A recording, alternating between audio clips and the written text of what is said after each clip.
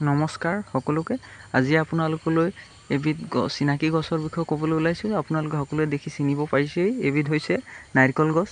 নাৰিকল গছত অসমীয়াক নাৰিকল বুলিয়ে কয়, ইংৰাজীত কোকোনাট ট্ৰী বুলি কয়, সেনেধৰণে হিন্দীত নাৰিকল বুলি কয়। ঠিক তেনেধৰণে ইয়াৰ বৈজ্ঞানিক নামটো হৈছে কোকোছ নুচিফেৰা।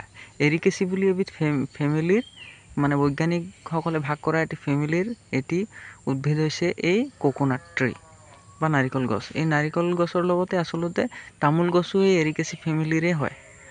তামোল, নাৰিকল, তাল এইবিলাক সকলোবিলাক এৰিকেচি ফেমিলিৰ অংশ হয়।